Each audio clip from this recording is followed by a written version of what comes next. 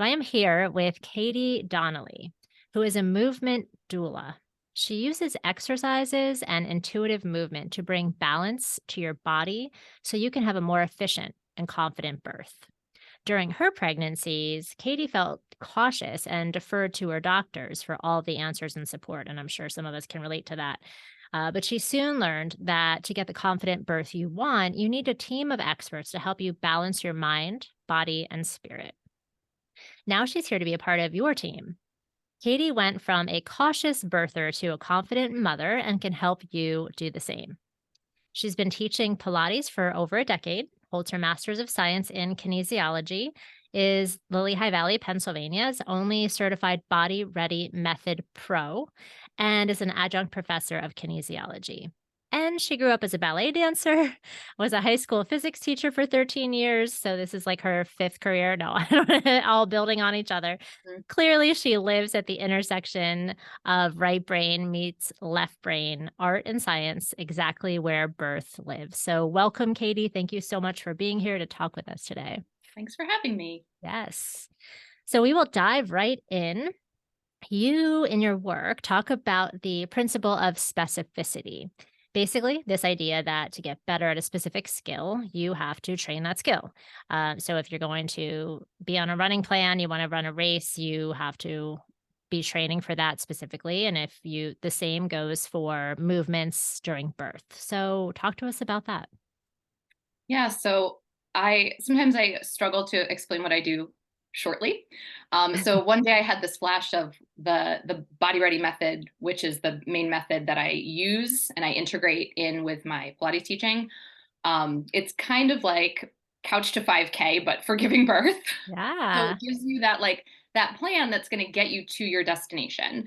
When I was pregnant, I started going through prenatal certifications, and a lot of the prenatal work is how to modify for the pregnant body as opposed to actually training the pregnant body Hmm. for the event that is labor and delivery. Okay. I remember telling my husband, because he was a runner at the time, when we hit my due date, I was like, imagine tomorrow morning or some morning, you don't know, someone's just going to wake you up and be like, go run a marathon. Yeah. That's what you feel like you're just waiting for this to happen. Um, but the the body, so in getting real like kinesiology nerd, principle of specificity, if you again want to run a marathon, you should train for a marathon. If you're going to do a triathlon, you want to make sure you're not just running, but you're also doing the biking and you're doing the swimming.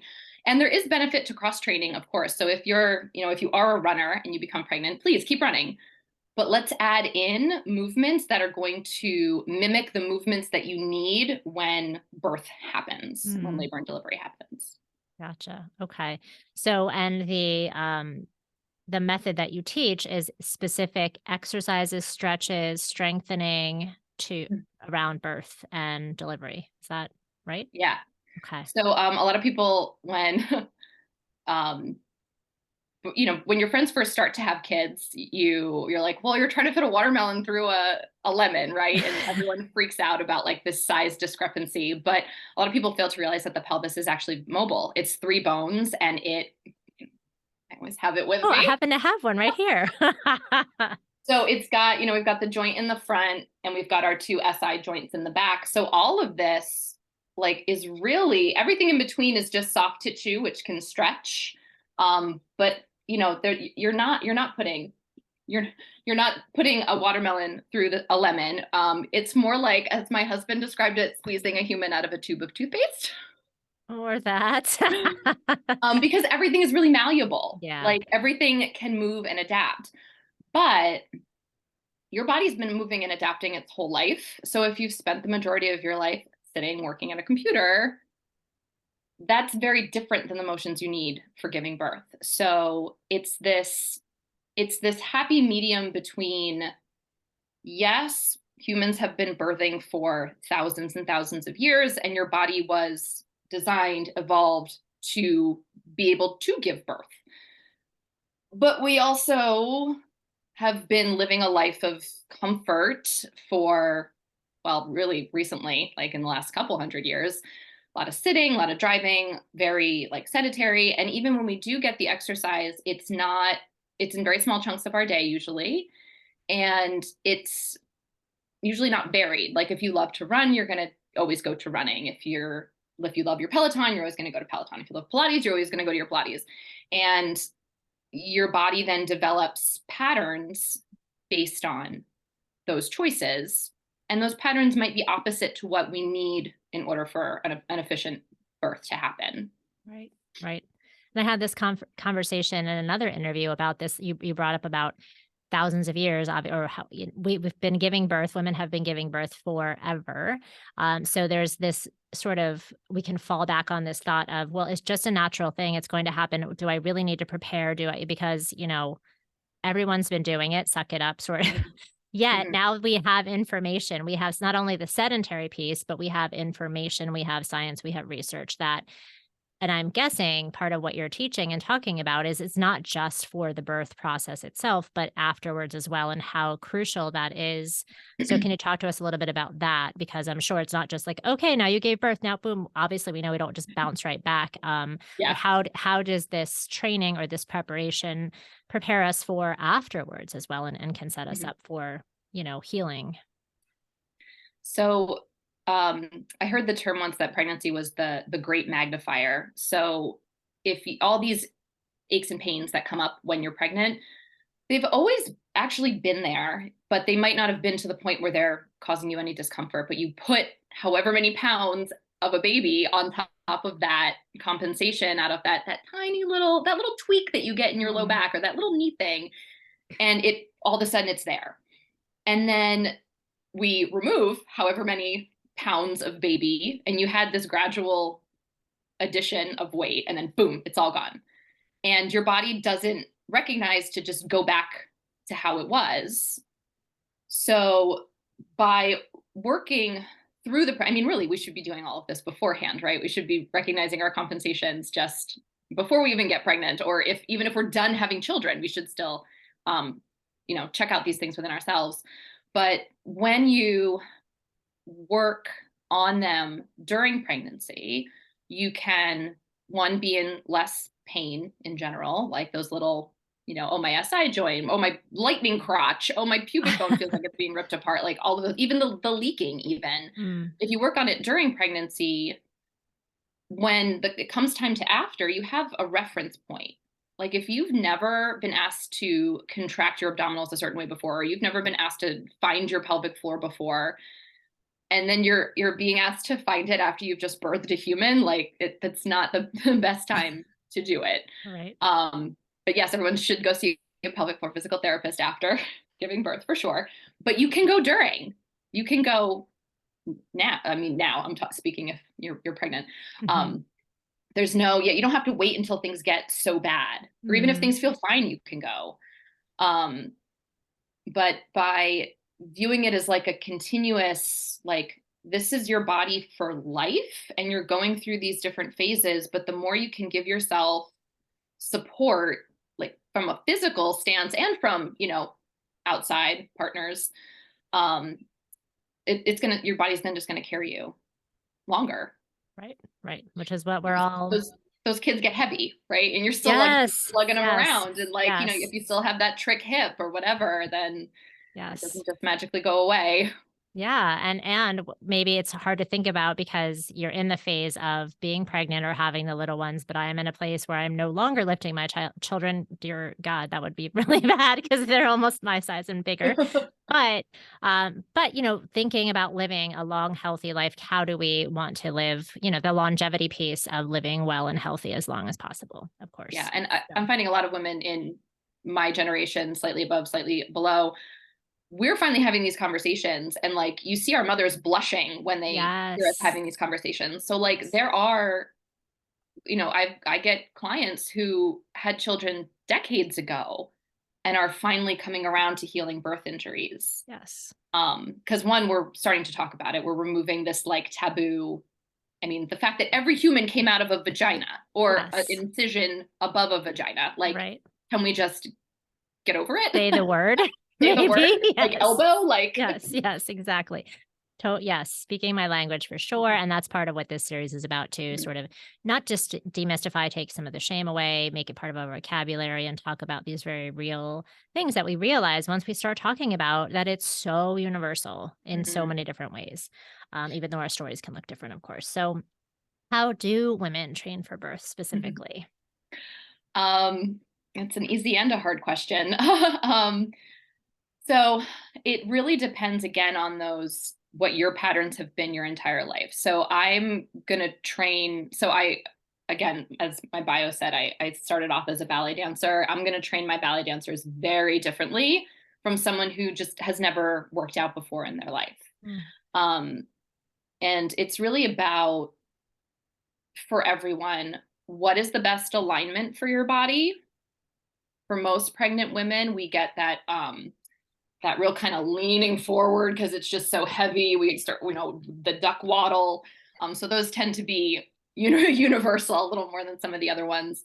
Um, and it's about kind of alignment. I would look at your alignment and see where maybe there's some tight areas, where there's some areas that could use some more strengthening. And then we do movements to address those imbalances. And then the more balanced and stacked we are, that tends to translate to a more comfortable pregnancy. And then we go from that balance point, we check out then how certain movements are.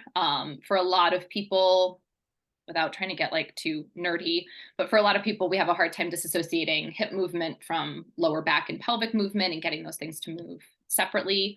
Um, and that then kind of leads to like when you are giving birth and baby has to navigate like through here, through the middle, and then to push, we want to be able to get more space here, and then we want to be able to get more space here, depending on, we're doing this with baby. So in order to get these bones moving, it's our leg bones, it's our arms through our low back, it's really the whole body. mm. So I'll typically look at, again, whole body. I'll look at upper body, I'll look at pelvis, I'll look at core, hip movement, and just see where can we bring more balance? Where can we invite a better movement experience so that we have access to be able to move our pelvis in these ways so that we can make birth go a little smoother. And then I'm imagining also strengthening in some ways Mhm. because women's ligaments soften, right? Mhm. Or stretch more during pregnancy. So there's that concern of Yeah. hyperflexibility or right? Yeah. I don't know the correct Yeah. terminology, but so okay, so if somebody is listening and they're pregnant or wanting to find out more, must they go for an evaluation? I mean, it sounds like that's sort of absolutely the best option is you to be assessed. So it's your Mhm. body, it's specific, and everybody's going to have those Yeah. imbalances in different places. Mhm. Is there, so we'll come back to that. Mhm. Is there a way? Are there certain exercises, specific tips that women can use without having had that assessment first, or if they aren't able to do that? Yeah, I'd say so. The first thing is to be aware of, again, your alignment. Make sure the toes are, I mean, and this is for life. So, or for your whole day, really. And I feel like these tips go a little further than just like if you were to just do a 30-minute exercise class, but then forget everything for the rest of the day, then it's Right. not going to have the same effect. So, really, throughout the day, are you standing evenly on both feet? Are they pointed out like a duck or are they facing forward? Do you like to sit in one hip, especially if you've got a toddler on there? Can you switch to the Mm, other side, even though that may yes. mean like using your Yes. non-dominant hand to cook? Right. Um, are you, is your pelvis back over your feet? Have you Mm, slung forward or is it back over your heels? And along with that, please look at your shoe choice. Please stop wearing high heels. That can be a whole another hour as to why we should stop wearing high heels. And then how are you breathing is kind of the next. So it like, almost like ABCs, we got alignment, breath. I haven't come up with a C yet. I'll figure one out. But your breath, when baby gets up here and oh, everything yeah. is breathing into the belly but can we get the ribs to start moving on the breath? Can Mm. we take some nice deep inhales and exhale like we're blowing up a balloon? So breath work is great. And then that serves two purposes. We can use breath work for our mindfulness, and then we can start making it a little bit more in our physical body. What are we feeling? Can we make the ribs open? Can we Mm. hug the baby when we exhale? can we get that going as well? That'll also help after, because when we get pregnant, right, the ribs go, and then how many women are like, oh, my bra size is different. Like my band doesn't fit anymore. We're still up here. We haven't brought everything back down again afterwards. And So there's a way to make that happen post-birth to strengthen breathing. and bring muscles in. Okay. Through breathing and exercises? Yeah. Okay. So breath is always my first exercise. Like if you are laying in your hospital bed and you just gave birth, breathe. Where is the breath going? Can you make it go into that rib cage movement? And can you find that hug the baby sensation even when baby's not there anymore?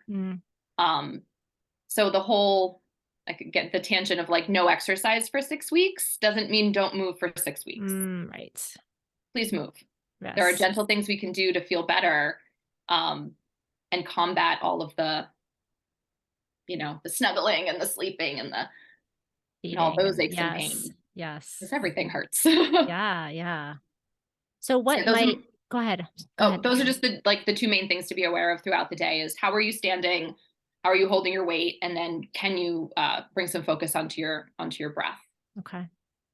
Well, how might women need coaching or education or support? What might they need specific help with? Again, it kind of goes back to the individual. Yeah. Because in my pregnancy, I stayed really strong. Like I was working out right until the end. Everything was still tight. I still had my abs. I wasn't leaking. Nothing hurt. However, that's too far. We need to be able to yield. Like we don't just want to walk around with our bicep like this all the time. We have to be able to let it go or else there's no function there. We couldn't do anything if we were just stuck like, strong man all the time. So it's kind of individual. Where are you holding tension? Where are you shortened? Where could you use a little more strengthening? And it's two sides to the same coin. Because if you have an area that is tight, there's an area somewhere else. The reason that that's tight is because something else is slacking. Yeah. Like a group project. Yeah. The overcompensation. Not doing what they should. Yep. So then this person's going to take on all the work, even though it's not their job. Right. So we want to tell this person, hey, calm down. Hey, you get on board. So it's always got to be two of the same things. Yeah. But yeah, I do always, it's hard to see yourself. So it is hard to tell what you need. Again, because sometimes even a mirror can throw you off, which is why I do I suggest coming in and getting some professional eyes on you. You can always have a partner. If you just close your eyes and kind of march in place and then stop, you can have your partner take a picture. Then you can kind of see what your body looks like. Sometimes it's easy to see oh my gosh, this one foot is turned out while the other one's here. Other times you could see something and you're like, this doesn't look right, but I have no idea what I'm looking at.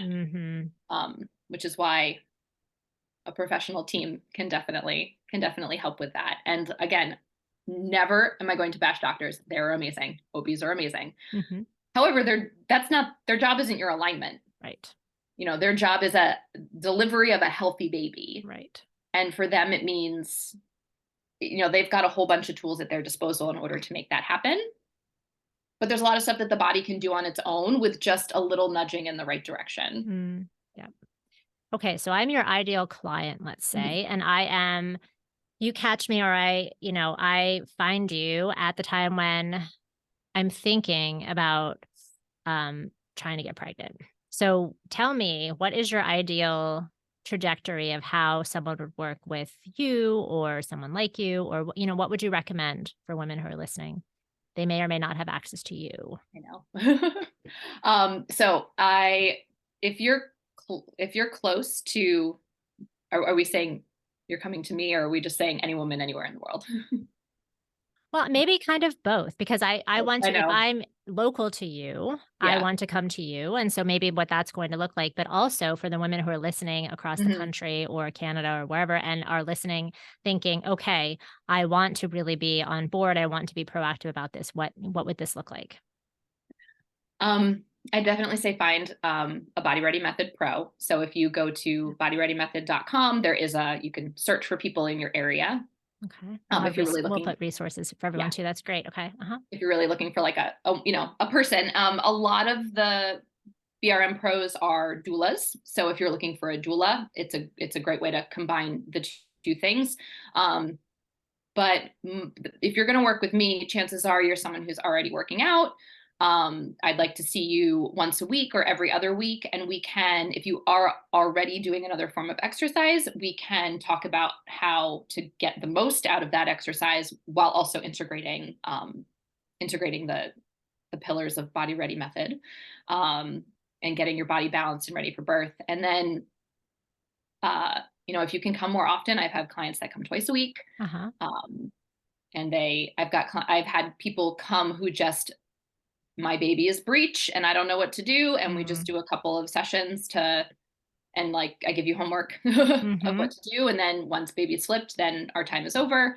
And I also sometimes run a 6-week group class where we move for 40 minutes and then we get 20 minutes of someone coming to talk to us like you, Uh-huh. about other aspects of motherhood. Because as much as my strength is the body, I can get, your body ready, and I can put you in the right direction for mindset work, but that's not my strength. My strength is not um, the meditation and the mindset work, because that is a huge part of it as well. If Mm. our mind is afraid of this process, Right. it's going to show up in our body. And no matter what exercises we do in our hour together, Yeah. it's just going to go right back if Right. we're in Right. that like fight or flight all the time. Right. Um, so Okay. yeah. And so you would get me ready for preparing for being pregnant, going through pregnancy with me, and Mhm. then afterwards, what might that look like too? So afterwards, I've got I've got a couple free resources for right afterwards. I've got it's a video of 7 movements you can do every day, starting like immediately after you give birth. And I said movements; it's not exercises. It's Right. things like stretch your calf while you brush your teeth, or if you're laying in bed and can't get up, do some like snow angels to stretch your chest. It's Mm. putting those little bits of movement in to help find balance again afterwards. Um, and then once, if you're starting to feel good, everyone's a little different when they get that itch to want to maybe move a little bit more. And after that, I do have a program called Core Restore that I filmed when I was 3 weeks postpartum in the middle of Wow. March 2020. So we all Whoa. know Yeah. what that's like. And this is, again, there's 2 10-ish minute videos a week, and it's movements. It's not hardcore. And we build by week 12, we're doing more things that look more like what you would have done before pregnancy. But the early stuff is, can we find that breath? What kind of alignment is our body in? Can we slowly start reminding our body that it's not pregnant anymore and Mm. bringing it back into what it was before we added on Nice. everything? Nice. Okay, great. That's great. Those are good resources. And we'll put links and everything. Everybody will have access to that. So the idea that you can stack the cards in your favor, um, because we can't control all the controllables when it comes to pregnancy and birth. So even though it's unpredictable, it doesn't mean we're just along for the ride and we have no control over anything. So talk to us about that. How do you teach tips around that? Yeah. So I've been a performer like my whole life, between dancing. I was minored in music. Um, even when I teach, it's a way of performing. And my husband was a theater major, so I'm surrounded by theater folk, dance folk, even sports people. This will kind of apply to you too. Like, you can't control everything about a performance. Like, the music could cut out 2 minutes into Waltz of the Flowers and you keep dancing. Like, you can't control that. You're ready to run your marathon and you're halfway through it and a downpour starts, or severe lightning and everyone has to get pulled off the track. The lights go out in the theater, the set catches on fire. Like, there's all these crazy things that could happen. Does that mean you just don't prepare because these insane things could happen? No, you Right. prepare no matter what. Um, so that's the idea of stacking the cards in your favor. Like, yeah, you can't control baby may decide to do something real weird. Who knows? The nurse you get may make a decision. Like there's things that are totally out of your control. Right. But there are things that are in your control, like your body and how you prepare your mind and your body for this experience. So practice it, practice some difficult situations, practice it with your partner as well. Let them know your fears and what you want your birth to look like, because they're part of this too. And when they make you feel good, that's going to help birth move along. I mean, there's all the jokes about like, you did this to me, right? Like that's what we always see. But like that love hormone, that feel good hormone, that's what got baby in is going to get baby out. Like Yeah. Oh, feel that's good sweet. hormones Yeah. and an open pelvis, like Yes. Yeah. same positions, Yep. everything. Yep. So, so prepare as you can, because you can, and so you can get a little bit of control, but then also recognize that there are things that are out of your control. And for some people, that's the hard part. Right. That was the hard part for me. Yeah. Yeah. For sure. Completely. But I also think that the whole, don't just be like a bystander to this birth experience. Like this may only happen once for you, if you decide to or otherwise. So make it what you want it. And if you're just a bystander and birth just starts happening to you, I mean, just think about, forget birth, but like when you're stuck in situations and things are happening to you and you don't have control, that we're getting into trauma territory. And the rates of postpartum depression and the rates of birth trauma are insanely high for, a developed nation that we are. Right. And I think a lot of it is because we give up our power in birth. And we just kind of go along and just, yes, doctor, yes, doctor, yes, doctor. And yes, thank God they're there. They're going to save lives, of course. However, what if your life didn't need saving? Like, what if it would have been fine no matter what? Right. So yeah, so get that power so you can stay present and you can be heard. Like, I don't care how your birth ends up going. I don't care if you're at home. I don't care if you're, squatting next to a stream while a baby deer nurses from its mother. I don't care if it's a planned C-section. Right. Like, is that what you wanted? Right. Did you feel heard and listened to? Yeah. And it's all about that balance too, right? I mean, I think as you're talking, I'm thinking about that, the preparation, because some of us have to know ourselves. It's about self-awareness too, knowing, am I a type A, over preparer? Then I need to sort of come up with a few scenarios, prepare for them as best I can, but not overdo that, because we can make ourselves, really scared and just overwhelmed by all of those possibilities. We can't even imagine all of the possibilities, so don't even go and try. Yeah. But some of them, right? And then, or if you're not, then get some information and know it's that this is what I can control, this is what I can't. What is under my control, and then can I do something about that in a way that's coming from that wisdom place, not fear, right? As best we can, which is easier said than done. Especially if it's the first time that we're going through this process, it's hugely unknown. And even if we prepared really well. Yeah. Awesome. Okay. So it's easy to get lost in the information, so much information that's out there. And I know I talk about when my first kid, 22 years ago, and there was no social media, there were no podcasts, but I was like books, right? And now it's like, oh my gosh, I feel for new moms. So how do women balance trusting themselves and gathering that information? Anything you want to say about that? Well, I'm pretty sure my algorithm thinks I'm just constantly pregnant because of the stuff that I just the accounts I follow and everything. But there is so much out there. And I think you need to recognize, is the information you're receiving making you feel more empowered and more in tune with yourself, or is the more information getting you into an anxious state of being? So just kind of reflecting every time you take in a new piece, like, was that helpful or was it not? I love just hearing, like, go and ask people their birth stories. I think everyone loves to share. I don't know of any person who doesn't like to share their birth story. It's an odd phenomenon, but you are absolutely right, and sometimes people will absolutely share it without you requesting it as Yeah, well, right? it's true too. Yeah, so like, I mean, and even if it's just this scary, horrible thing, I think people just want to talk through it.